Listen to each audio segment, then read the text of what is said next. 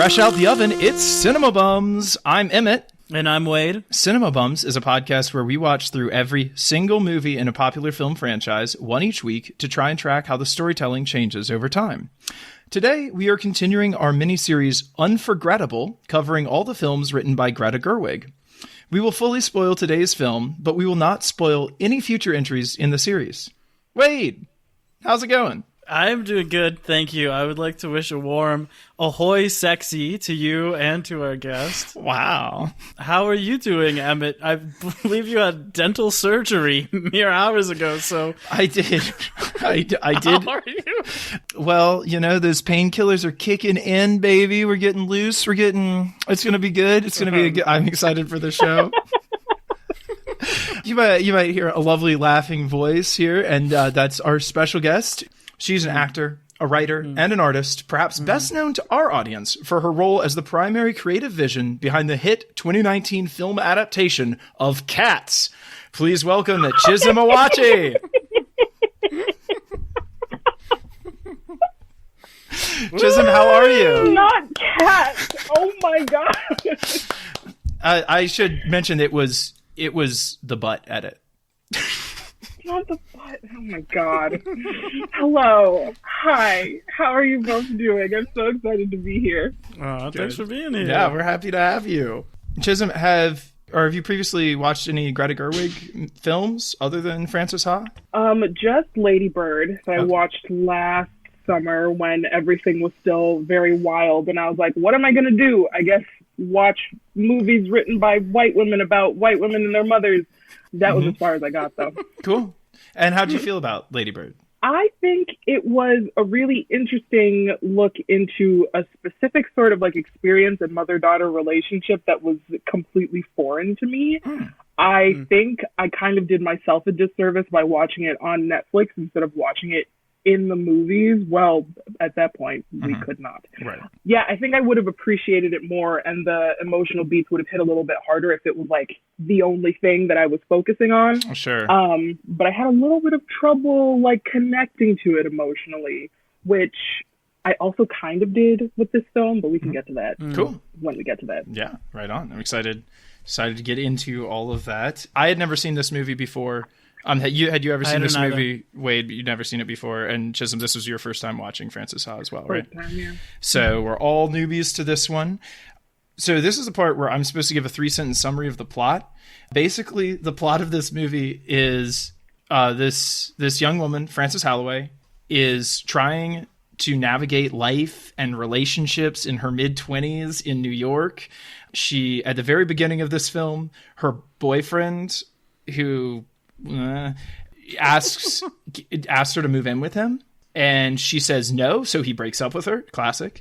And then immediately after that, her roommate, who also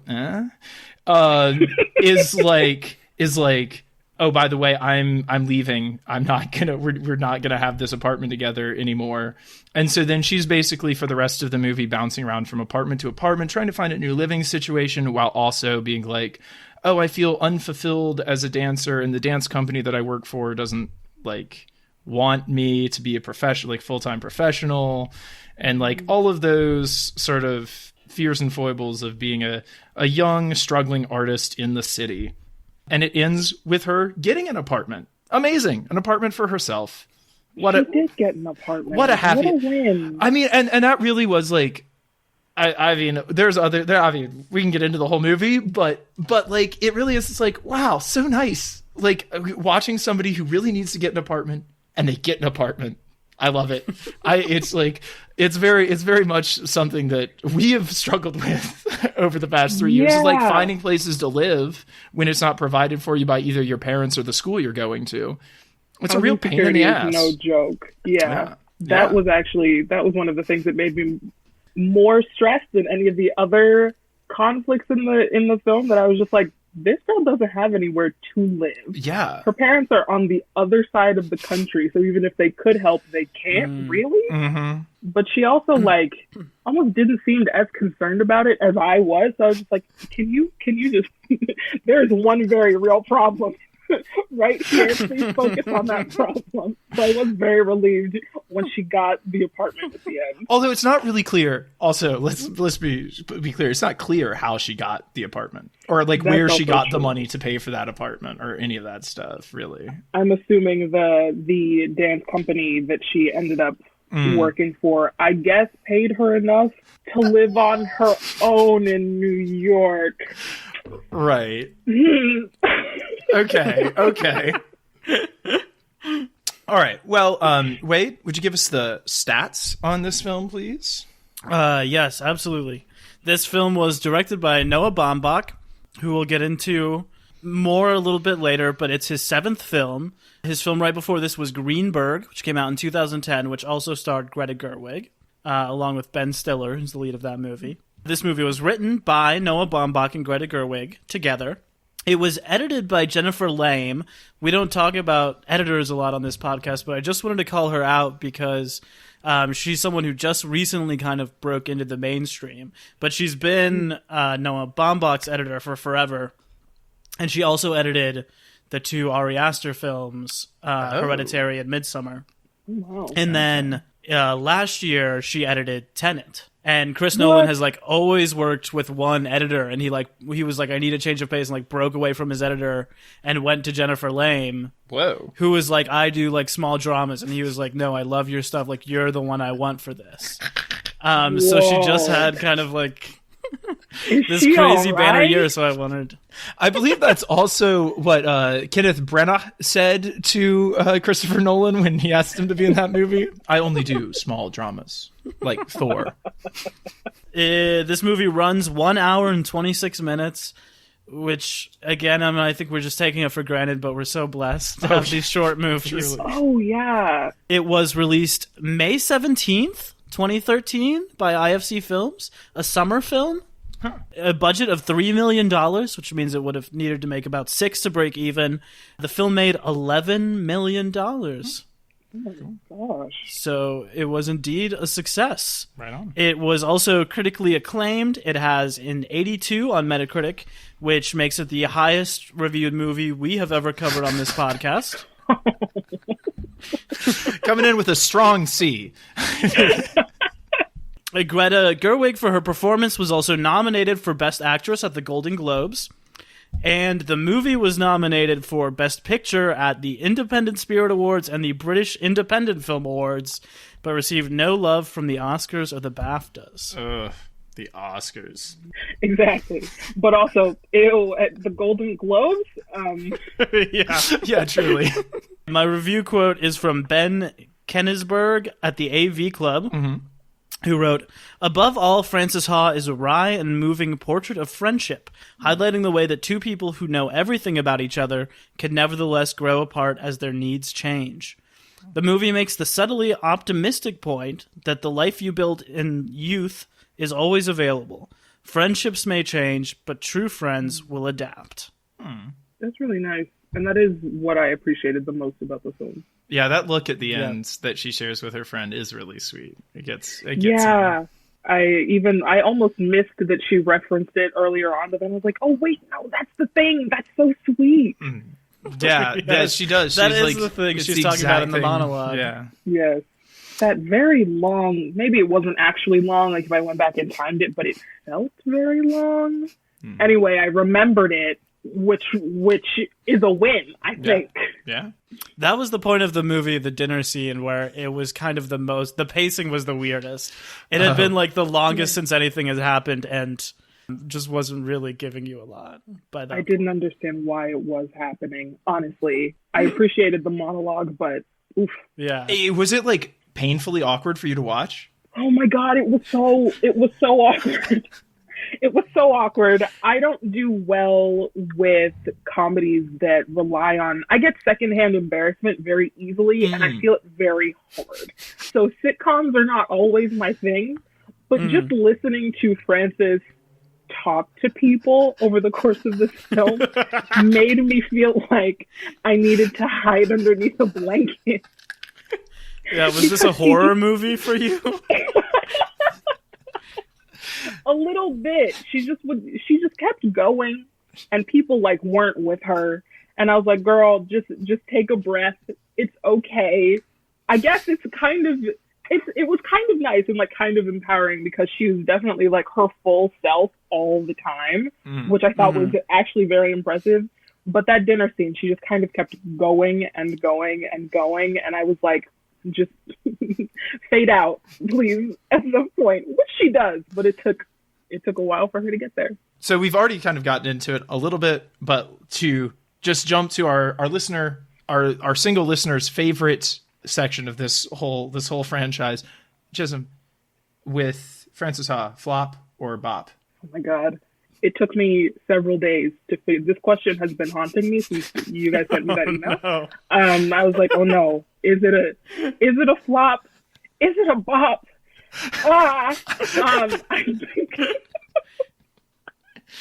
I think I focused on 60-40 flop bop.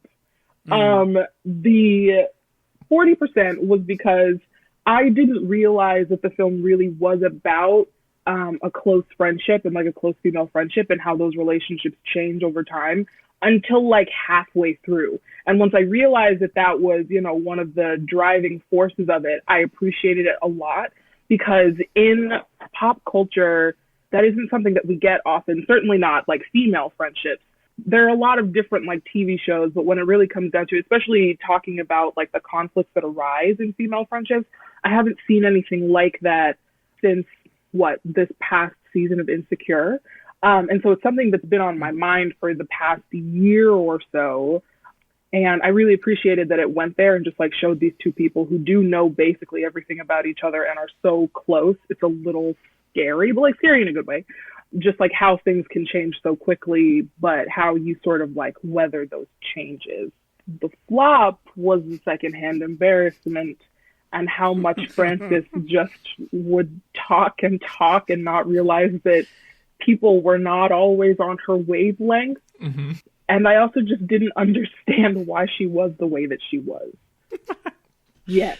So that is where I am with the film presently. That's where I got after a lot of like soul searching and unnecessary stress. Yes, that's true. Right on. So once again, we have had a guest basically reject our binary system of flop or bop, but that's excellent. We love to hear all perspectives here. Wade, flop or bop? I think it was a bop for me. I would say if we're giving statistics, it was like 80 bop, 20 flop in my book. I really liked and was surprised by how many specifics of being a struggling college graduated artist in your late 20s that this movie got right. It also made me kind of think like this movie was made 8 years ago and it still feels exactly like my experience, which makes me wonder if like the pace of change is a little bit more stalled than it used to be in terms of a lot of these artist structures. But anyway, I was really surprised by that. And I also, having now seen a good chunk of Greta Gerwig and Noah Baumbach movies, I could really like see both of their voices very clearly in this movie, which was a cool melding of the two. Emmett, did you think Frances Ha was a flop or a bop? I thought it was a bop. I'm not going to get into percentages because I don't really know. But I do think it was a bop. The dinner scene made me so uncomfortable that I like found myself just like subconsciously like going and like looking at my phone because I couldn't handle watching the screen. And I didn't even realize like that's why I was doing it. But for most of these movies, I've been really good about like being with the movie and like not being on a phone. And for this one, it was like only for that scene, but I was just like, I got to do something else. So that was interesting. This character reminds me a lot of my sister. And a lot of the situations remind me of a lot of situations that I've been in. So like between those two things, it was like very endearing to me. It was like, I recognize a lot of like the setups as being things that have happened to me or like to people in my life. And like the character is like almost exactly Caroline, my sister. So, that's sweet. I think to Wade's point that like, I haven't seen any of the Noah Baumbach movies, but her voice, even from like Hannah Takes the Stairs, the weird monologues that she has in Hannah Takes the Stairs, are like fleshed out more in this movie, and like the thing that she's talking about wanting to do in that movie is like more almost realized in this movie finally, as like kind of being the thing. Yeah, I like it. How do you feel about like this movie as like as a representation of that mid-20s artist thing, and how it jives with your experience? Yeah, I appreciated it as this sort of snapshot into what being an artist, not right out of undergrad, but just out of undergrad looks like. I really appreciated that nobody ever suggested to Frances that she should maybe go to grad school, because that has almost exclusively been my experience, even before I got into undergrad. Anyway, I felt a little called out by the whole apprentice company mentor because, oh man, it was just a little close, because it was just like, okay, you're actively trying to work towards a career, preferably with this dance company that you really appreciate, and it doesn't, and they just are not as invested in your career as you are invested in a career with them. I also liked how Frances wasn't necessarily like a great dancer. She wasn't bad, she wasn't the best. And I just appreciate that, because I feel like a lot of stories about artistry, the protagonist is somehow like the best of the best, and then there are just other random conflicts that they have to overcome. It didn't matter that she was super talented or not talented at all, because it was something that she was interested in and working toward. I also kind of appreciated Vassar, like for a hot second, that they were there over the summer, because I looked it up, and I know that Noah Baumbach did go to Vassar for undergrad, and I think if they had maybe spent a little bit more time there, or if I just understood what being at Vassar was like, I might have gotten a better, like a closer insight into Frances as a character, and I guess Sophie also. I was talking to my older sister recently about Schitt's Creek, because she, I think, has only just started, no, I think she's finished the whole series by now. And she pointed out that a lot of the characters, or David and Alexis, were very Yale educated white students who behave a certain way. Like she remembered those characters from her being at Yale in undergrad, which I thought was very interesting, because it was nothing like, you know, my college experience having gone to Cornell. And so I was thinking that maybe if I had been around Vassar artsy film people, I might have gotten a better understanding as to why Frances talks the way she does and the dinner scene. It kind of feels a little bit 2013 in that way too, that I mean, I wasn't around those people, but I remember in pop culture there being like really like the quirky girl, the quirky humor sort of thing, the like so totally random sort of thing. And this movie isn't like exactly doing that, but I feel like the style of humor, sort of like the klutzy, like stumbling over her words sort of thing, is a little bit the style of the time too, and over her feet. Yeah. Well, okay, so this is what one of the two things that I got into for cultural context, so I'm just going to get into it right now, because you bring it up. It is, and I hesitate to even use the term, because we know the term is like not great, but the term is Manic Pixie Dream Girl, and how this film is engaged with that archetype, is not presenting that archetype, but is in some way engaged in like dancing around that archetype. So I've just got a couple of things for those listeners who are not aware of the Manic Pixie Dream Girl archetype. It was a term first coined by Nathan Rabin. He said it about Kirsten Dunst in the 2005 Elizabethtown. And he said at the time that he was coining a phrase for a thing that, for an archetype that goes way back, but he just like was the first one to put it in those terms. And he said, this character exists solely in the fevered imaginations of sensitive writer-directors to teach broodingly soulful young men to embrace life and its infinite mysteries and adventures. So the idea is it's a female character whose sole purpose in the film is like about the male character's journey. But specifically, they're quirky and fun and weird. And then this term gets kind of like twisted around, and people are like, oh, well, anyone who's quirky and fun, any girl who's quirky and fun on film is a Manic Pixie Dream Girl. And it like, then like the term itself becomes like used as a shorthand for just any female character basically in film that you don't like as a critic, whether or not there's any actual substantial criticism. So when the original critic made up the term, he was criticizing it, but then later people, like other directors, were like, oh, that's a great idea. I would love to put Manic Pixie Dream Girls in my work. And then there's, of course, the work that dismantles the Manic Pixie Dream Girl idea, like 500 Days of Summer is like one that gets toted a lot. But whether or not that, Wade asked earlier offcast, like whether or not that actually successfully dismantles the concept or not is still up for debate. But I think there's some interesting quotes here from some other people about it. So Zoe Kazan said, I think that to lump together all individual, original, quirky women under that rubric is to erase all difference. I think that's a valid point. Kat Shuffle at The Cut said it had become sexist, the term itself. It was levied criminally at Zooey Deschanel, the actual person. How could a real person's defining trait be a lack of interior life? So I think it gets especially messy, and this is all in this same time period. Like, so he first coins it in 2007, and by 2014 he writes an apology on Slate for ever having come up with the term, and is like, I regret this. This was a bad thing. Like, I don't use this anymore. We should put it away as a society. So this movie like falls like right on the tail end of that, and she is like a manic pixie dream girl who has an inner life and has like, whose journey is her own and has nothing really, I mean, there's men in her life, but it doesn't really have to do with the men in her life. Right. She's like, what if that character did have an inner life, but was still quirky and wild and weird and funny and like loved life, but it just like wasn't in service of some man's like hero's arc journey. Also relevant to this term is the algorithm defined fantasy girl, which is a very exciting term. Example, this is a girl who is not actually a real human person, but a robot or other sort of magical construct.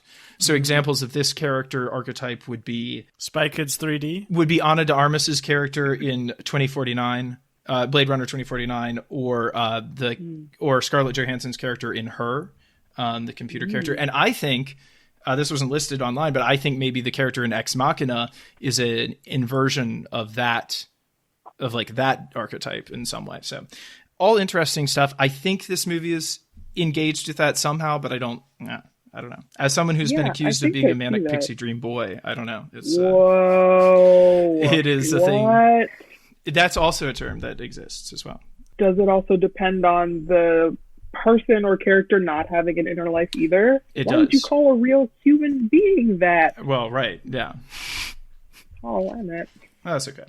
I did appreciate, even though she was so quirky, so clumsy, so painfully just fully herself all the time, I was pleasantly surprised that Adam Driver's character was not like a main love interest actually at all, because they met first before Michael Zegan's character came into the picture. And so I was expecting that, she would just find another guy to partner up with, but the whole story was really just about her trying to figure out her life and her relationship with Sophie, which I think is a platonic relationship, but Francis and Sophie are definitely the love interests in the film, which is not something that you see often. Yeah, I was pleasantly surprised by that. Also pleasantly surprised that I don't think like Francis and Benji were supposed to get.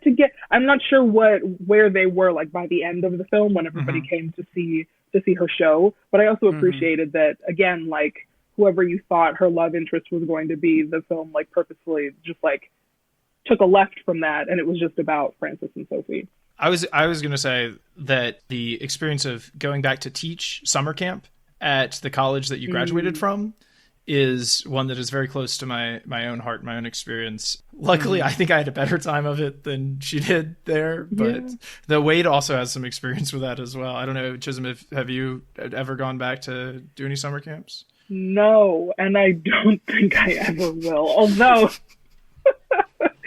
they would have to pay me a lot of money and like pay for my flight before I went back to Cornell to go do anything.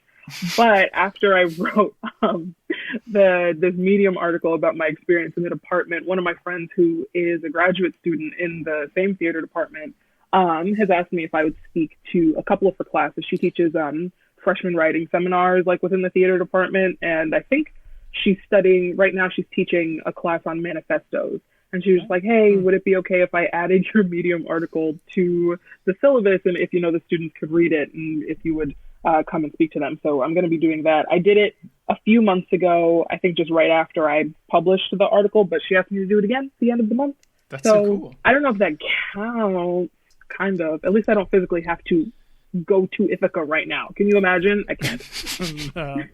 No, I think that's much more legit than what Francis is doing. I do have that experience. I also have the experience of being like too old to still be there. Like not as much as Francis was in this movie, but I have the experience that she has with the girl where the girl is like 20 and she's like already graduated and doesn't go to the school anymore. And she's just like she's doing the thing that everyone else did like 5 years ago. Yeah. I think I think the year after I graduated, I went back for homecoming. And even though like I still had friends who were still students there, it was already too weird. I was like, I can't do this. I can't imagine like being an adult, like with a whole family and going back to my alma mater for like homecoming or anything really. I was just like, I'm out of place. I feel ancient. I could not imagine like going there and having somebody like ask like, "Oh, when did you graduate?" and having to tell them that it was ages ago. I'm also about to turn 26 like in a few days, and oh my god, it's a very weird thing to say out loud. It's okay. I've done it. It's not so bad. I did it just a few months ago. Still here. Yeah, I wrote a shorthand list earlier of some of the other specific moments I related to in this, so you can see what you guys think. I'll skip over the ones that we've already mentioned. I wrote the drama of knowing your lease is going to end and the impending doom of what's going to happen then. Not being able to pay for all of your rent, and so paying a shorted version while other people are picking up the slack. Interning, which we obviously all have experience with and can talk to. Maybe we shouldn't, though. Oh, here's one. People asking you to perform when you tell them what you do. That's my God. Such a specific thing. So mad. I was like, do not ask her to right now? You're going to ask her to dance right now? That happens all the time. Oh my Especially if you say, I mean, I never say this, but I hear this all the time. When people are like, I'm a singer. They're like, well, let's hear a song. Or like, whatever. Any creative profession, people are always like, let's see it. I stopped telling people that I sang. To be fair, I haven't done it like in a couple of years now. But like around extended family, oh no, you don't know anything about what I can do. Please don't make me do it on the spot. I don't know. This is somewhat related. Is whenever I would tell people when I worked on the boat with my dad, and I'd see like a ton of tourists every day, and they would be like, "Oh, so what are you doing? Are you like gonna follow in the family business?" And I'd be like, "No, actually, I'm a theater artist and doing this, that, and the other." And then he'd be like, can't wait to see you in Broadway. And I'd be like, oh my God. It's just, it's like, I guess thanks for the support. I guess. Yeah, I guess. I mean, now when I follow up with, like old friends and stuff, and I tell them that I'm still acting, they're always just like, oh my God, you should reach out to Tyler Perry. And close personal friend, sorry. Tyler Perry. Yes, exactly. We're in Georgia. Tyler Perry. Yeah, that's exactly how that works. And I wish it would stop catching me off guard because I still don't know how to respond to it. I'm just like, yes, sure. Thank you. But never like Tyler Perry doesn't have writers' rooms. Like Tyler Perry could do a lot in Atlanta or like a little bit more than he is doing, but he is not. So when it comes down to like early career actress, Tyler Perry, maybe not. Well, we did live next door to him for a year, so maybe we could oh my God. We did, and you know what? He's coming on the pod soon, so we'll just mention your name. He keeps texting me he wants to do White Chicks, so whenever we get to that, we're gonna have him on. Whoa, would I watch Tyler Perry's White Chicks? Maybe. I wonder if that film still holds up, actually, because I remember it being very funny when I was 10. But now, maybe not. As long as he can get Terry Crews back to sing whatever that song was. Probably not, but at this point into the pandemic, my standard for what I'll watch is so low. I would watch Tyler Perry's Batman. I would watch anyone do anything at this point. So I have written down here, as far as relatable content, that time she made a cake as being like a time that happened. I mean, like, oh, remember that?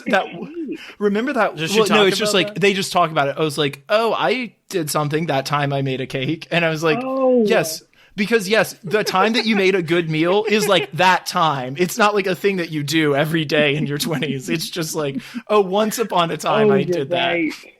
Every now and then. You cook something that you actually enjoy eating. Absolutely. I also wrote down the feeling of getting a check in the mail and having to blow it immediately. That also made me really sad. Oh my god. I was just like, because she just, what was it? Tax rebate or something? Yeah. And I was just like, no, save that. But then I also remembered that, like, this girl barely has anywhere to live. Like, she has food. She needs to eat food. Like, of course, you're just going to have to spend the money that you make immediately. Mm-hmm. I'm kind of glad that the universe has decided I will not be moving out of this house for who knows how many years, because even more stresses I could not imagine. But it's actually very funny. Like, anytime that I'm just like, yes, I can move out and find this apartment and move in with this person, something happens and it just does not work out. And I'm like, okay, you know what? Let me just stay in this house with my whole family and just see what happens. Last summer, I was living in a shed in my parents' yard, and next summer I will probably be doing the same thing. So I feel it. Not a shed, Emmett. Come on. I had a couple more. Okay, the feeling of coming home for Christmas, and like that specific feeling of sort of being in a different place and like all of your other, and like feeling like you're 10 years younger again, and like all of your other stuff you're dealing with, like just stopping and then like starting immediately back as soon as you get back. Yes. It made me appreciate those, like the Christmas breaks back home, like when I was in college, because it is just kind of like everything stops. And for several weeks, you don't really have anything to worry about. I was half expecting her parents to like get on her about, you know, what she's doing with her life, but that didn't happen. Like, she was home, she had a good time, she met up with like friends from high school, and then she went back to New York. And I was just like, wow, that is a really interesting. It almost didn't have to be a montage. Like, I think I understand like why it was, because it also kind of speaks to how the time passes both like very quickly and very slowly. But it also would have been nice to have like, I don't know, more in-depth moments, just kind of like how it was a supportive like environment for her, and it was like a break from all of the other very concerning things that she had to deal with when she was in New York, primarily that she didn't have anywhere to live. But yeah, those were her real parents, by the way. I was wondering. It's also her real Unitarian Universalist church that they shoot in. It's the church she grew up in. I was wondering about that. That was very interesting. I love the little kid singing. It's so sweet. Oh, there's a moment, I don't remember when it is, but I think it's in the early in the movie when she's like breaking up with her boyfriend, and she gets a phone call and immediately switches out of like whatever she's been in with him and is like totally bubbly and happy on the phone. Oh, when Sophie calls her. And I was like, that's incredible.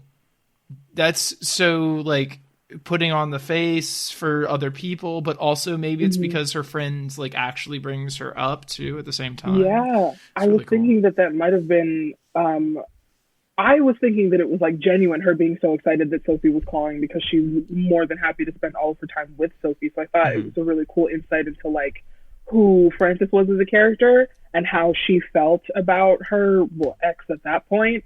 But I also thought it was funny because I've had breakups that were like uncomfortable in the moment, and like 5 minutes afterward I was just like, oh, I am fine, let me go hang out with these other people. So I connected to her on that point, because I was like, oh, it's very clear that like Sophie is on the phone, and Sophie is someone who she would do anything for and loves so much. And this dude in front of her, why were they dating in the first place? I don't know. Glad she's out of that relationship. Oh, for real. He's like, I bought a cat, and you should move in. He bought 2. Because every cat needs a cat buddy. That's what he says. That's true. I mean, my girlfriend did. Julian, she did buy 2 cats. She went to buy 1 and bought 2. So that is kind of like how that happens. A cat buddy. I don't think I could do that. I'm also just not a cat person in general. I've realized recently. I have a need for certain boundaries that cats just reject, and that is fine. It does mean that I don't think I'll ever actually be able to have a cat. But starting off in a movie with this man who was like, I bought 2 cats and you need to move in with me or we're ending the relationship. I was like, oh no, this is a risky way to start this film off. I think the structure of the film is kind of interesting. I'm sort of just formulating this thought about it here in the moment. But like, you get kind of like the up montage of her and Sophie at the beginning, where it's like 2 minutes and you see like almost like a year in the life of them living together, of them like doing everything together and being happy and like being out in the park and being in every corner of their apartment and doing everything together.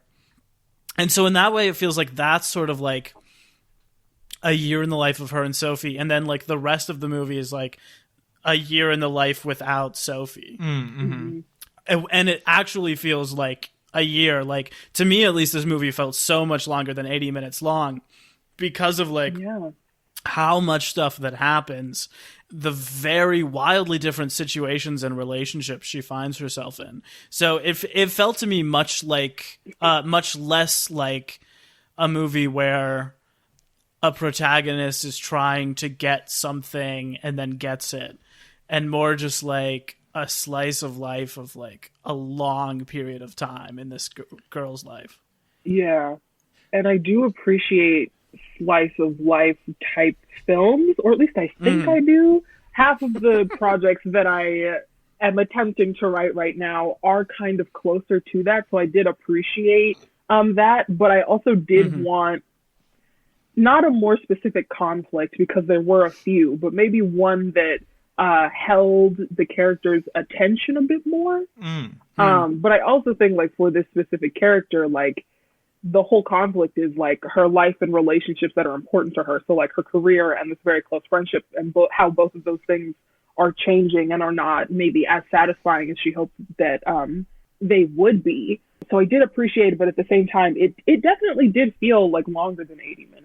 I also feel like, I don't know, in the past year, so little has happened like in the daily personal life. I feel like, I mean, like you forget how long a year is, or like how much can happen in a year. Like not how long it is, because I think we've had a real intimate understanding of how long a year can be, but like how many different things, how many different lives you can live in a single year, like how many different people you can be over the course of a year. Which is something I definitely experienced in my 2 years in Atlanta. I felt like I lived like I was 13 different people like while I was there, and like, I don't know. I think this year I've been mostly just one person because not much is going on. But I think there's something to like, oh yes, like all of that stuff could happen in a year. And now that year has been condensed into 80 minutes, but it still feels like a year. Wade. Yes. What do you have for us about the dirty details of the behind-the-scenes drama? Tell me what you would like first. I've got a little bit on like the actors, and we can kind of talk about them, and then I've got just a little bit behind-the-scenes stuff. Let's start with the actors. I want to hear. I want to hear the good, the bad, the ugly. Okay, I've just got a couple notes on people. So here we go. Sophie, her best friend, is played by Mickey Sumner, who is the daughter of the musician Sting. What? So what? Now, Mom, go and watch this movie. You'll like it a lot. My mom is Sting's #1 fan. So go and watch it because this movie will make you cry, I know. Similarly, Rachel, who is her like other friend that she lives with for a while, who's the other dancer in the company. is played by Grace Gummer, who is the daughter of Meryl Streep. What? Just throwing those out there. So, any thoughts on Sophie or Grace performances in this movie? I thought Grace was interesting because she kind of, like, she was the good one, like, she was the very strong dancer, I think. And I also think it was interesting, the scenes that they had together, if I remember correctly, when Frances wanted to, like, do that play fighting thing in the park, and Grace was like, or Rachel was like, please no, like, what are you doing?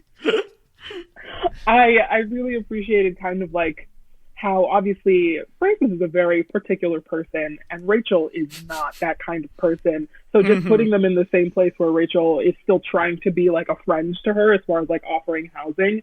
I just thought it was very interesting because I felt more like Rachel in most of those moments when they were together. Just like, who is this person? What are they doing? I think I appreciate it, but I don't understand it. Emmett, you seemed a little so-so on Sophie at the beginning of the pod. Well, because I think she does her friend dirty in the beginning, and I think she is like, I don't think she's a very good friend. I don't think we see her being a very good friend. Agreed. You can tell that there's a lot of love, there's a lot of chemistry, that you can tell that she loves Frances, but she doesn't always like act on that love in the way that you wish that she would. I think I think it's a compelling arc. I think that whole thing of like having a friend who is dating somebody who you're just like middling on that person that they're with, but they seem to really like that person.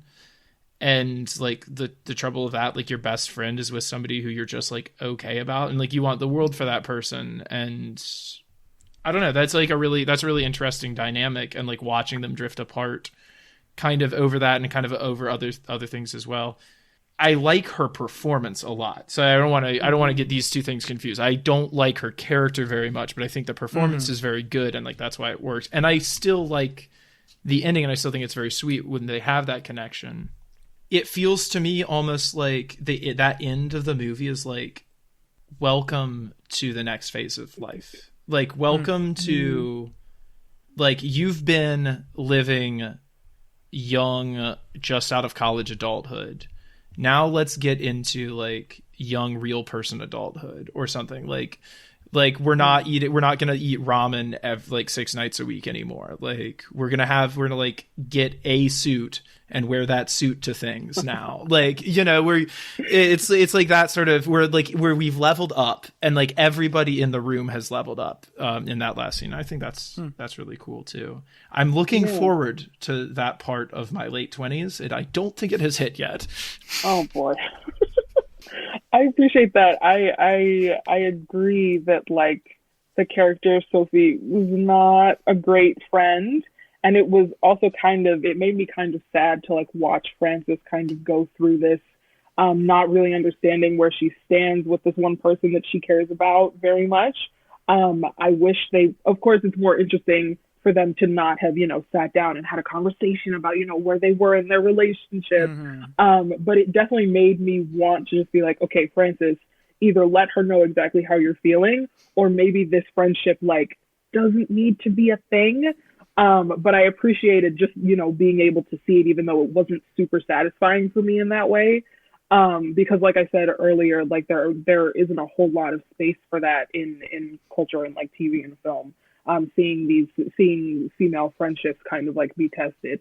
And it did seem like it ended optimistically with them both sort of reconnecting and maybe having to do the work that they weren't doing before to figure out where their lives fit together. But yeah, I appreciated Mickey's performance, but Sophie made me very sad, especially right at the beginning when she was like, oh, I'm moving in with my boyfriend, bye. That's something that they really needed to communicate about. Like, that's something like, friend or not, talk to your roommate, before just deciding that you're not going to renew your lease. I was stressed about the cat thing and the boyfriend, and then I was stressed about the housing, and I continued to be stressed about the housing until the end of the movie. Well, I thought this is also about the end there, is like, I thought a lot about, like, she spent a year in Japan, right, with her fiance, Sophie did. And it made me think a ton about how, like, especially when you're in your early 20s or when you're in your teens, and like people that you love, like go somewhere far away, geographically far from you, you're like, that's it. Like, I'm never going to see him again. Like, this is a tragedy. Like, our friendship is basically over. And like, life as I know it is now completely different. I've definitely experienced that with Wade when Wade went to Scotland. Like now, as like having some distance and some perspective on it, I realize how much more cyclical life is, and how you wind up seeing people, and sometimes you wind up seeing the same people at the same part of the year every year. Oh, yeah. And you like you have people have seasons in your life, and just because somebody is in your life and then they're gone, that doesn't mean they're not going to come back and once again be important in your life, in perhaps a new and different way. But I think that there's like so much catastrophizing in like the late teens and early 20s about like, if I'm not like 100% with this person now, it will never be that way again. And I think it's just hopeful that there is some sort of cyclicalness to life like that. I think I thought for most of the movie that Sophie was just sort of like a friend the friend who cared less about her, like that she had in some way misread the relationship. And then when they're in sort of like what felt to me like the climax of the movie, when they're like in their old college dorm bed together, and Sophie's like, I've always been so competitive with you. I was like, that was really interesting, and that re-clarified especially a lot of the middle section of the movie when she's with Patch and she's saying things like, maybe one day I'll come visit your apartment, or, you know, like she's sort of doing all of this like status signaling, and like a lot of her relationship is based on that. I don't know. Fair. And I thought that was interesting. Now that you say that, it seems like a weird thing for Sophie to have, like, maybe she also misread the relationship. I mean, one thing that I don't think Frances as a character would care about is like status as a modern dancer in New York City trying to make this thing work. Yeah. She doesn't seem like the type of person to compare, you know, apartments and like furniture and like art pieces with. She very much just seems to go with the flow. So it was interesting how like you can be very close with someone, but also have one idea of where you both are in your relationship, and to have the other person have like a totally different idea. Okay, moving through these, I'm going to embarrass myself on this one. Charlotte D'Amboise, who plays Colleen, the head of the dance program. D'Amboise, I think. She is an actual Broadway legend. Oh. She was on Broadway in the aforementioned Cats, Chicago, A Chorus Line, and Pippin, among others. Holy hell. She has also been married to Terrence Mann for 25 years. And still is?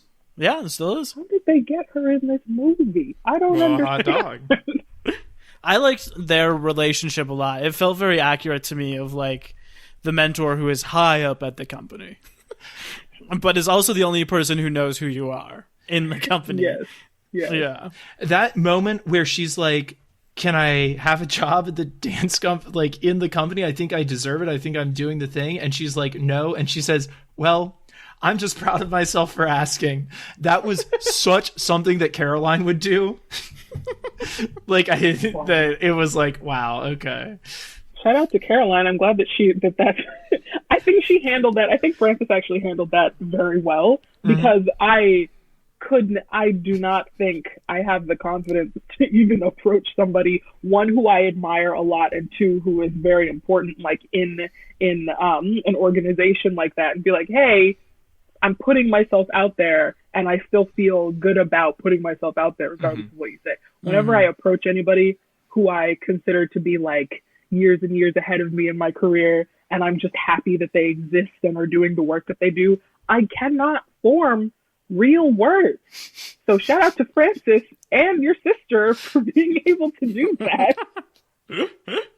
Oh, I meant more just like being like, oh, I'm proud that I did that. More than actually doing it, but like, yeah. Still being like, I did a scary thing, and I'm glad that I was able to do the scary thing. Girl, I'm not happy about doing scary things. Okay, this movie features a young Adam Driver, as we mentioned earlier. We've never talked about Adam Driver on the pod before, so just a little history here. He's so tall. He's so tall. That's the first thing you should know. He enlisted in the Marines shortly after 9/11, where he served 3 years until he was medically discharged for breaking his sternum. After that, he went to Juilliard until graduated in 2009. His first film he ever did was 2011, was Clint Eastwood's J. Edgar. Wow. A movie I haven't seen, but knowing the director and the subject matter, I'm sure it's respectful and has aged well. Then in 2012, he shot this movie, Steven Spielberg's Lincoln, and the TV show Girls, where he's Lena Dunham's boyfriend. So like a huge breakout year for him. This obviously comes out the year later. I think Girls comes out in 2012. But this is sort of like at the early stage of his career there. What did you guys think about him as Lev in this movie? That's a good question. I haven't seen much of Adam Driver as far as like his films. I think it is incredible that the first a few years out of Juilliard, which wow, those are the types of films that he was able to do. Yeah, for real. I wasn't expecting him to be such a like, I don't know how to say this respectfully, but just a player kind of, or just somebody who like dated around and there was always another girl. Like, I don't know what I thought he was going to be when he showed up in the film, but it was not that. I don't know that that is what I consider his type to be. So every time there was a new girl in the apartment, I was like, what is going on with this man? I want to follow him around just for a couple of minutes just to see what he's going through right now. But if his and Benji's characters were sort of like those people who always say that they're broke, but they are not actually broke and maybe have never wanted for money in that way, I think it kind of tracks. I don't have too much experience with those people, despite them being the entire population of Cornell University. Not the entire population, that's not fair. But I just don't think I was expecting to see just how he kind of like moved through the world, but also in the periphery of Francis's story. Yeah, you mentioned Benji there, who I'll just also shout out, played by Michael Zegan, another love interest of the leading character of a popular sitcom from Marvelous Mrs. Maisel. He was great in that, actually. I binged all of that recently, and I was not expecting to appreciate the character that he played as much as I did. I think he's pretty good in this, too. I think he does a really good job of hitting on that, like he is a rich kid who is actually charming. So you like kind of do want to be around him, but he still has like perfectly plays like the arrogance that comes with sort of like never having to worry about anything. Like having no fear of consequence.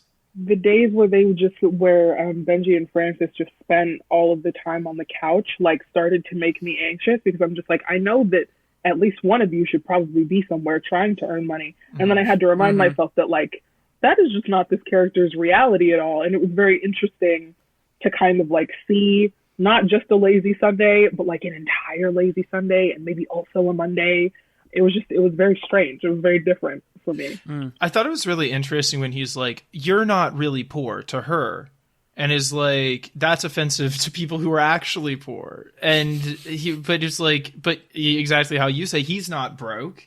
You know, like he's so much richer than her. He's so much richer than her, but like she's also like able to eat and like apparently able to just like dick around and spend Sundays and like not work and stuff. So I don't know. It made me wonder if he was around other people who also are not actually poor or broke at all. And so maybe when he said that to her, he didn't realize that she actually needs to find a place. Like she's actually technically homeless in this moment. But at the same time, I feel like her relationship with her parents, which kind of reminded me of my relationship with my parents, like she has a safety net. It's a little strained. Like it's not like they have money, but if she was actually in a tough spot, they would have done whatever they could do to like help her. So maybe he was right about that. And she isn't really poor.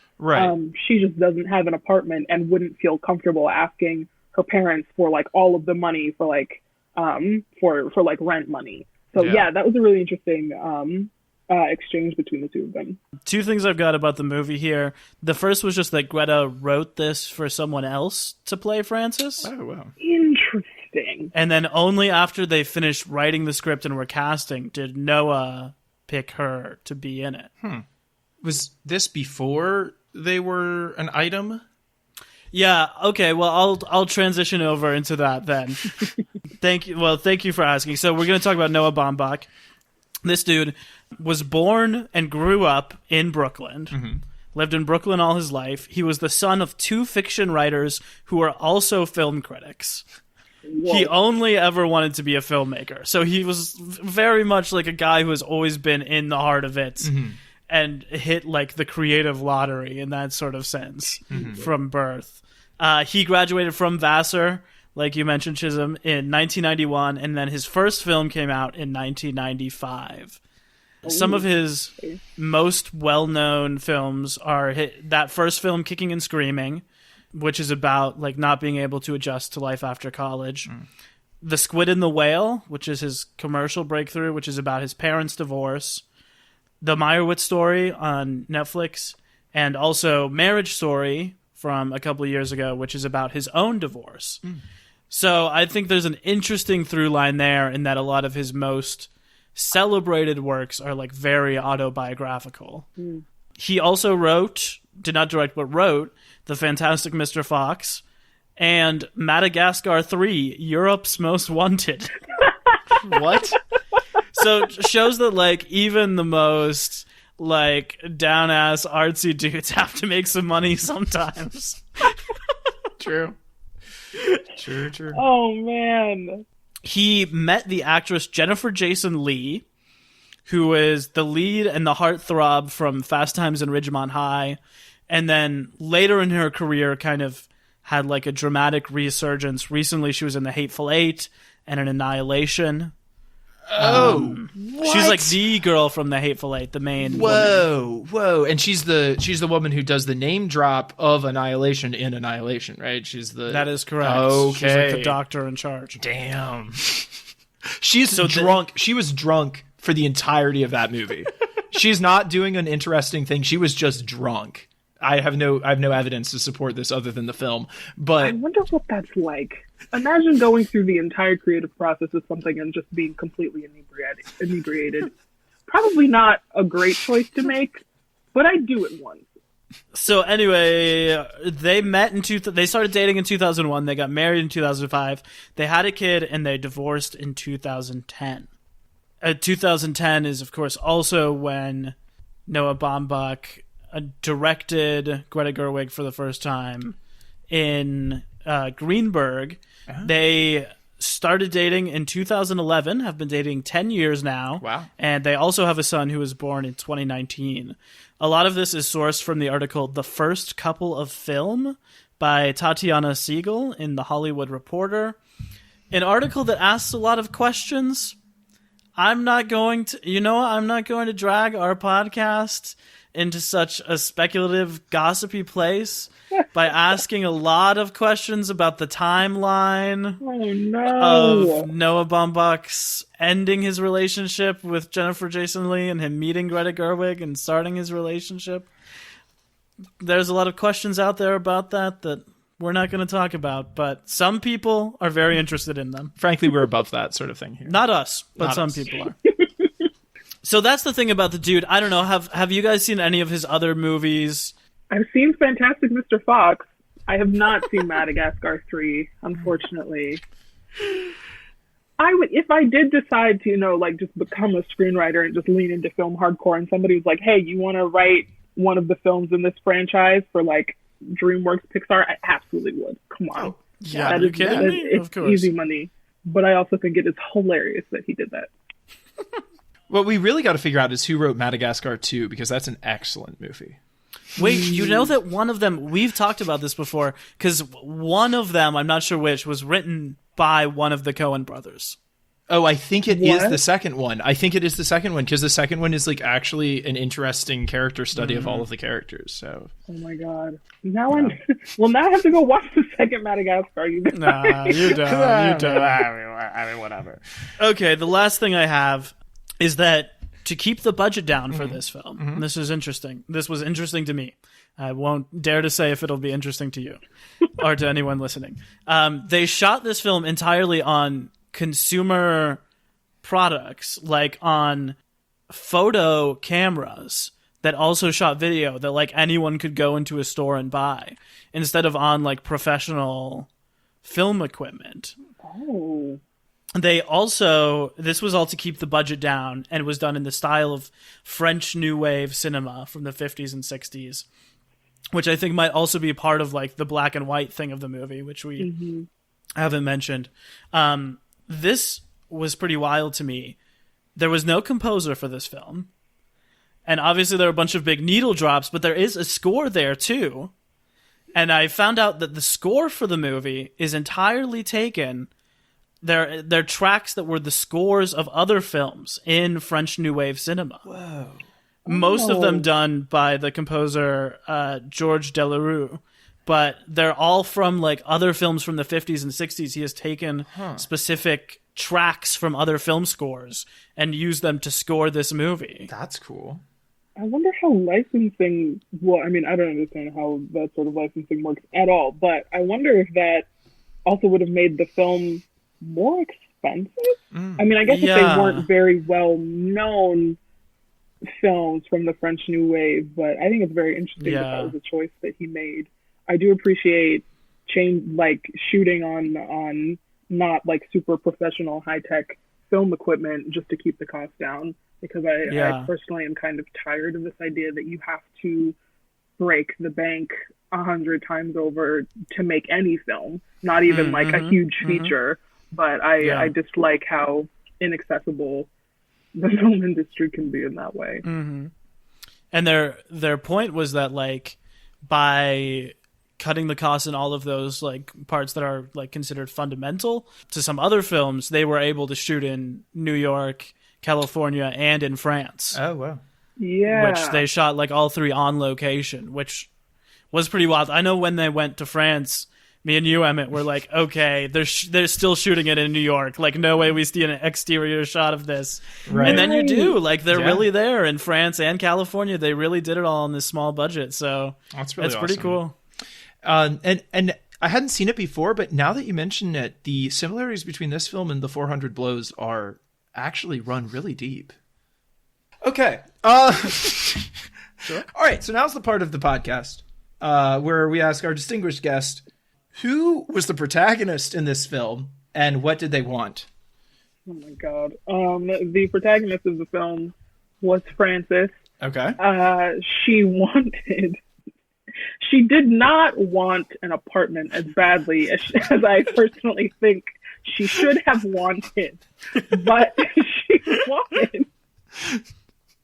she wanted to continue to have a deep, fulfilling relationship with her best friend, and also make strong strides within her modern dance career, and also had no problem letting people know that was what she wanted, which I thought was very interesting and honestly like courageous of the character. I think again, it's hard for me personally to like be my full self 100%, like regardless of who I'm around. So even though it was a little concerning at times watching her do that, I also thought that it was really interesting and a great strength for that character.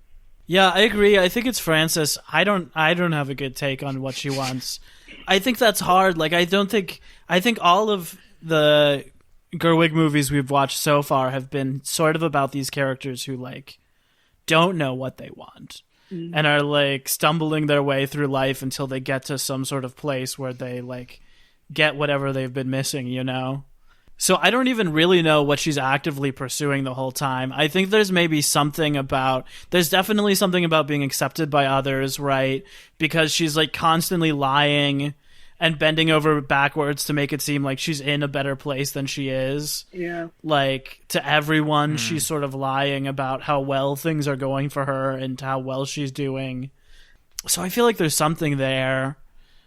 And obviously I think the central relationship of the movie is Sophie. I don't know. Maybe she just wants to live with Sophie. Maybe it starts with her like losing the important thing and then it sort of ends with her realizing she doesn't need it. in some sort of way. What did you think, Emmett? Well, I agree. I think the protagonist is Frances. I feel like there's something to the fact that the last thing that happens is like her dance recital of her own choreography, which is really interesting. And it's like, I'm sorry, just to break out of this for a second. The how many times have we seen that friggin' dance choreography that they do, though? Right? Like it's like classic level Very one modern dance choreographer. My first show, but whatever. I couldn't do it, so. But that's the details. This movie It's true. It is. It right. gets those details dead right. But there's down to like how she is up in the sound booth, like freaking out about Yes. things. yeah. Yes. And there's one man who tells her 10 seconds before showtime how to operate the Oh lights. my god! I was like, is something bad gonna happen? This man, he's not gonna stay and help her out. Yeah. That's showbiz, baby. I think she wants to be an artist in her own eyes. I think she wants to have done the thing that for her will be like, yes, I've done it. And I don't think she knows what that is at the beginning, but I think that's where she gets to by the end. Maybe. That's my take. And that like doing her own show with her own choreography and is like, as shoestring in as whatever as it is, all of her friends come to see it. Like she has this moment, her teacher comes and says, I think it was really good. Like all of the things that she could possibly want happen. And then the actual conflict that Chisom has been worried about the whole time gets resolved like kind of off screen of like, oh, and she got an apartment. Amazing. Thank God. Yeah. Now's the next segment, beloved by our listener, Greta Off Without You, where we rank all of the boyfriends that she has in this movie and say, which is the boyfriend? Well, we're not going to rank them, but we're just say, which is the boyfriend that you would date of the boyfriends that she had? So, Chisom, you can go first. Sure. Wait, so should we rank? Should we list them off? We need to list them, but I don't remember what all of their names are. Okay, well, I have a few fringe ones. I don't remember the names at all. Okay. But there's the first boyfriend. Uh-huh. Every cat needs a cat buddy. That's Okay. guy number one. Okay. There's Adam Driver, who's like the second suitor as Lev. There's Benji, who she never has a real relationship with, but is always sort of like into her in a certain sort of way. They're very on and off in who's pursuing. I would also like to submit here Patch, Sophie's boyfriend, who isn't her suitor, but is a suitor, and also has a moment with Frances. Just a small moment, but when she's like, I like you, Badge, and he's like, I like you too. Yeah. So I'm going to submit him. I'm also going to submit the like nice guy who talks to her at the awkward dinner as just like another man who gives her the time of day. Yeah, and is that's like true. kind of a big part of one scene in this movie. Yeah, He and was so I would very say kind. yes. And who lets her stay at his apartment in France. because he's got France, yeah. his wife or fiance has a kid on the way, and he's like very clearly like flirting with this younger woman at dinner, and it's very strange. Oh my God, I did not. I didn't think about it that. like that either, but that's true. I mean, I think that's a part of what's going on, and like his fiance, girlfriend, wife gives him a bad Doesn't look. want anything. Doesn't to do want with anything to Frances. do with her at all. Does not want her going to that Paris apartment. I almost thought that we were going to see her and him having a fling in Paris, you know, like all of that, but we didn't. So whatever. She But really went all the way to Paris and slept the whole time, So and then flew all the way back for a meeting she could have rescheduled at any point.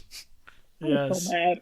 and almost met the love of her life, or the rich yeah. friend or whatever that Yeah, she like messed the schedules with. yeah. Anyway, those are the 5 I would submit. Who do you guys think in real life you would end up dating? In real life, I would have to go with Benji because nothing really happens, which is, I think, how I prefer my relationships with men to go. But he was like, they genuinely got along. And he always seemed like a little interested in her, even if he was kind of like arrogant with how he like went about it and would interact with her at times. But I also think that like they could have had like a legit relationship, whether it was romantic or platonic. So I appreciated how they like played off of each other.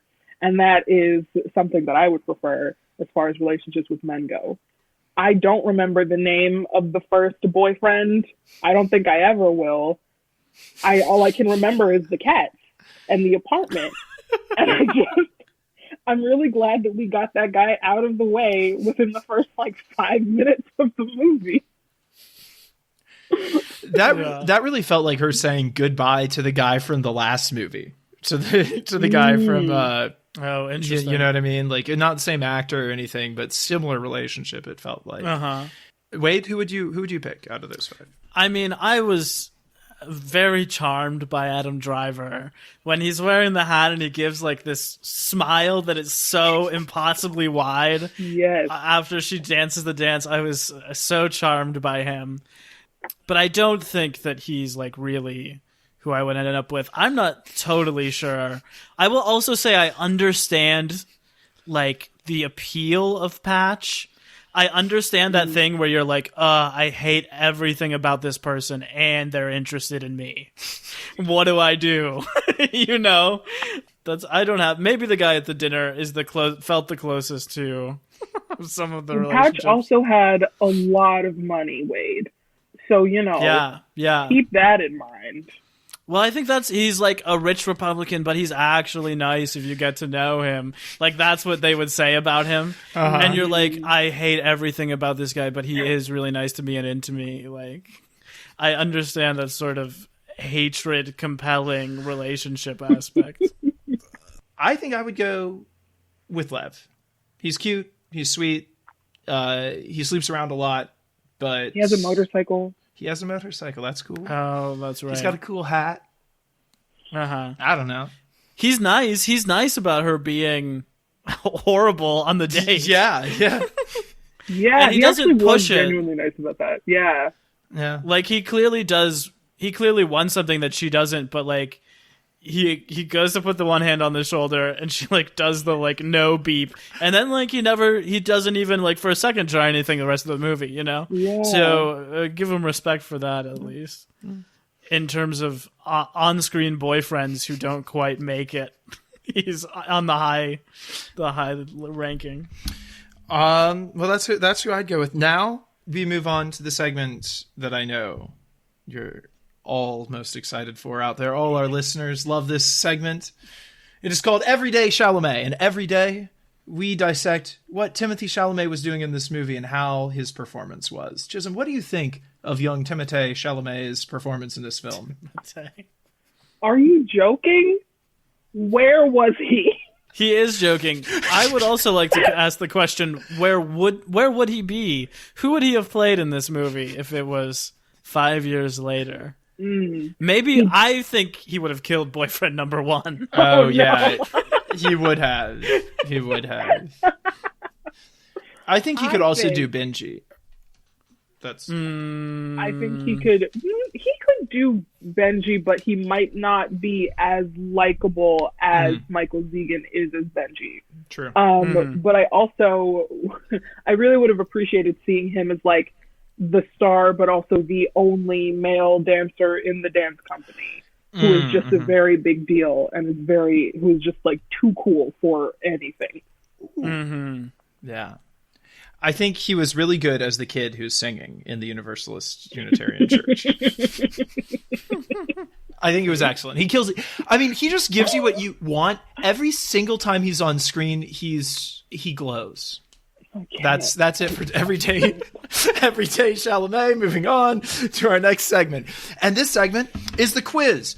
So, to give us a little bit of background on the quiz, this movie, we talked about it. Francis Ha. It's in black and white. Talked about it a little bit. It falls in the great tradition of black and white films made since color film was available. Other films on that list include Roma, 40-Year-Old Version, which is a movie we talked about in our Christmas episode we loved from this year, Mank, a movie that came out this year. The Artist, a movie which won Best Picture, and I think we've talked about a little bit before. Frankenweenie, The Lighthouse, a movie that Wade and I adore. Good Night and Good Luck, a movie I've never seen but which is supposedly good. She's Gotta Have It, Persepolis, Raging Bull, Schindler's List, Sin City. These are the great pantheon of black and white films made after 1970. All right. Now we're going to talk about some other black and white films. Maybe some ones you haven't heard of. That's what this quiz is about. In this quiz, I'm going to read you 2 film names, and you're going to have to tell me which one was a film that Greta Gerwig was an actor in, and which one is a film from the 2010s that was in black and white. Okay. Okay? All right. First up, Dharma Guns or Yeast? What in the world was Greta Gerwig in Dharma Guns? I can't tell you the answer to that until Wade also guesses, but... That was also going to be my guess. I've never heard of either of these, though.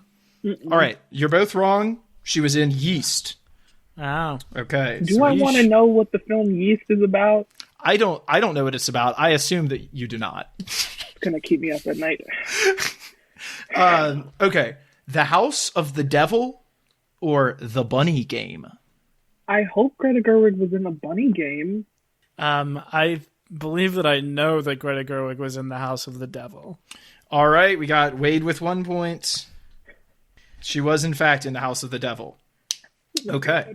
Next up. It's one of the mumble gores you mentioned. Oh, really? Oh, that's exciting. Next up, Keyhole or Northern Comfort? I'm going to go with Keyhole. Keyhole for Greta Gerwig being in? Mm-hmm. Yeah, Northern Comfort does sound a lot more black and white, so I will do the same. You're both wrong. Okay. Oh my God. Here we go. Let's keep it going. To Rome with Love, Century of Birthing.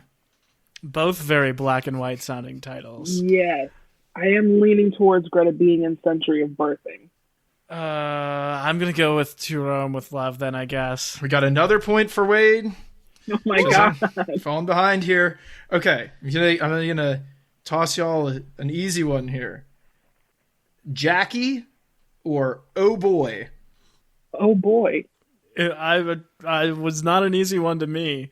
I guess Jackie then. Wade, you are correct. Escape from Tomorrow. Ooh. Or Eden. I don't know what any of these movies are. It's fine. Escape from Tomorrow then. I'm going to say Eden. Okay, Wade, this trick of only picking what Chisom doesn't pick is we're still working out for you. We got 4-0. Maybe you should second guess your first impulse, Chisom. That's a good idea. All right. Jealousy or Baghead? I know this one, so I will go second. Okay. Oh God. From my research. Oh yeah. My first instinct is Baghead. So I'm gonna go with Jealousy, even though Baghead seems much more Greta Gerwig's speed, and I know that I am already incorrect. Okay. Wait. I believe Baghead is the correct. We're just gonna take that one off because Wade already knew it.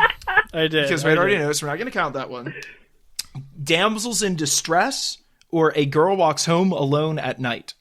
Okay, I think I'm gonna go with Damsels in Distress. I have heard of A Girl Walks Home Alone at Night. I think is it a vampire movie? I'm not sure. I know it's a horror movie. I don't know if it's a vampire one.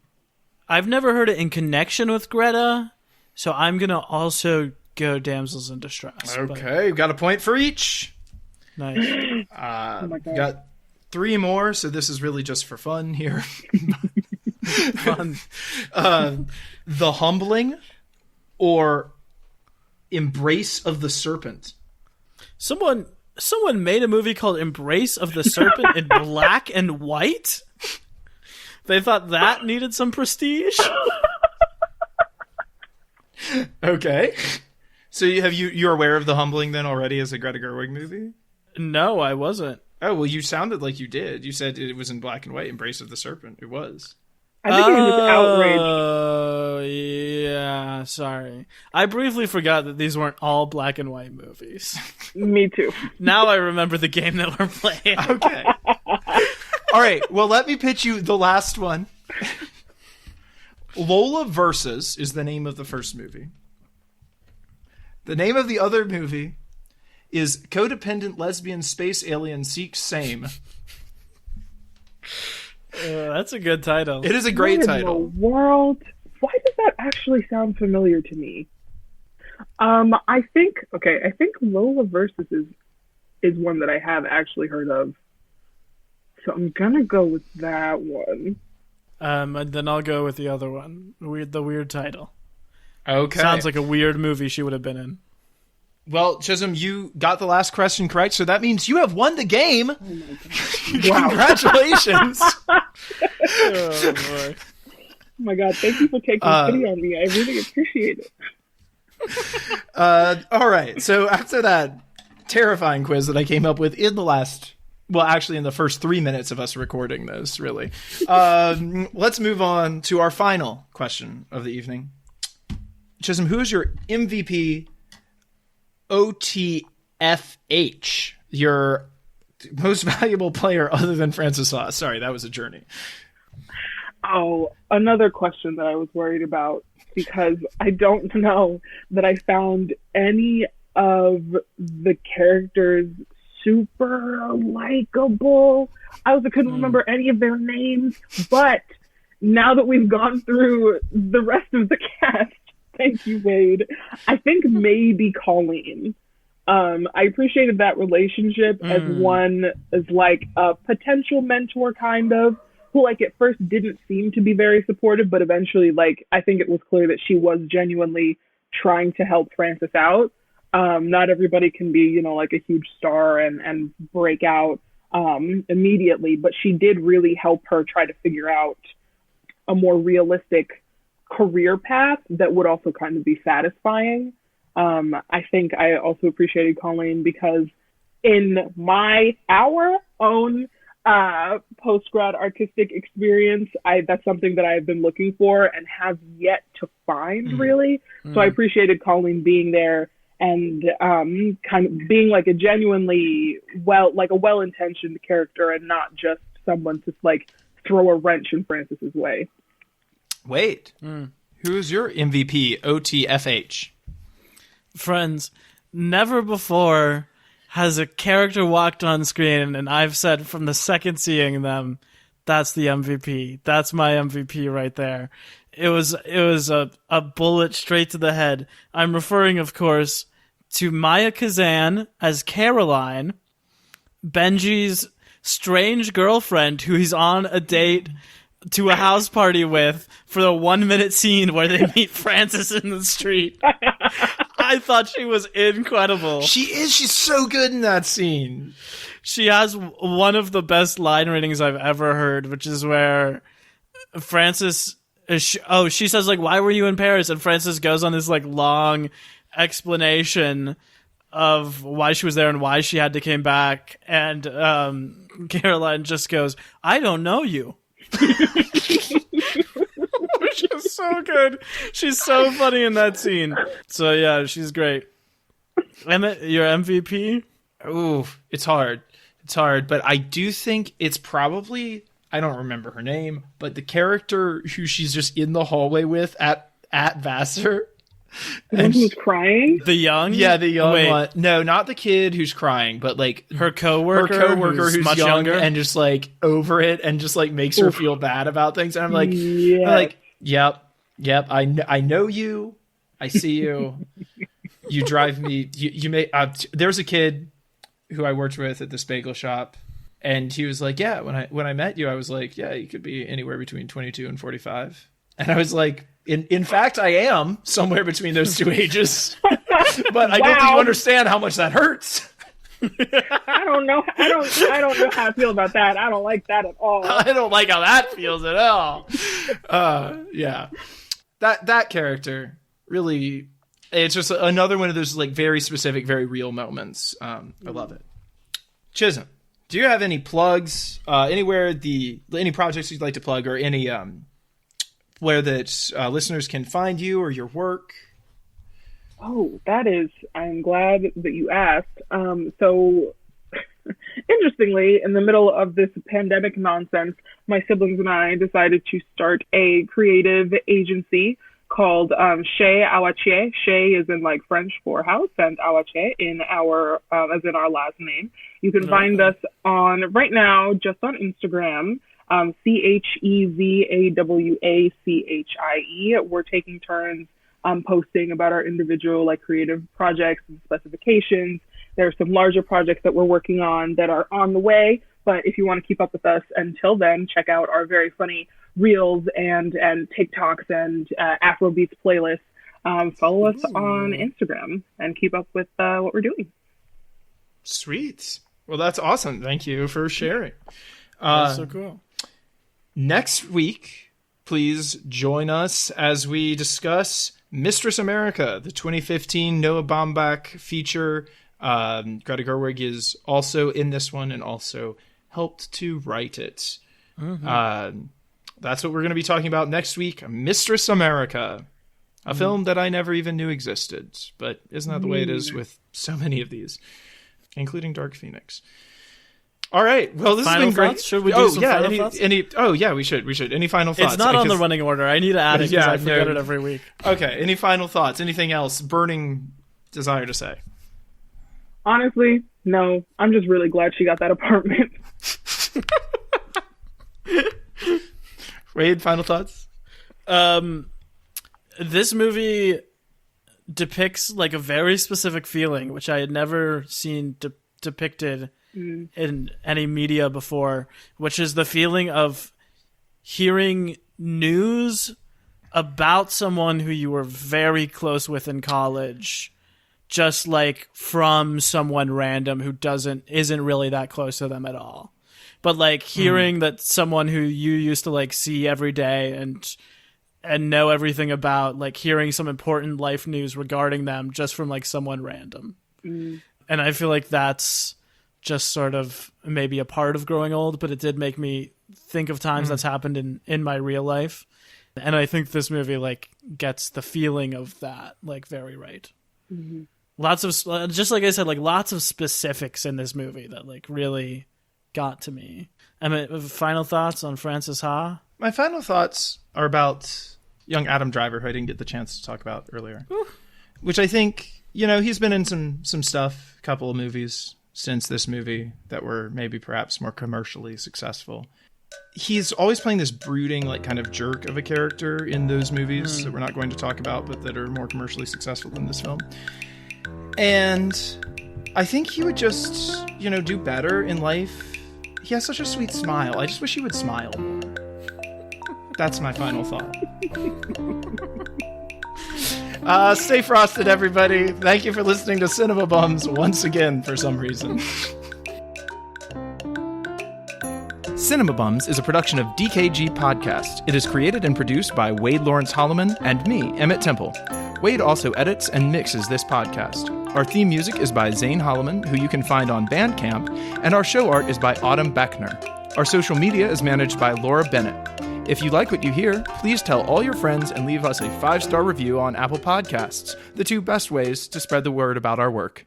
You can also follow us on Instagram at CinemaBums or email us at cinemabumspod@gmail.com. Don't flake on us. We'll be back next week.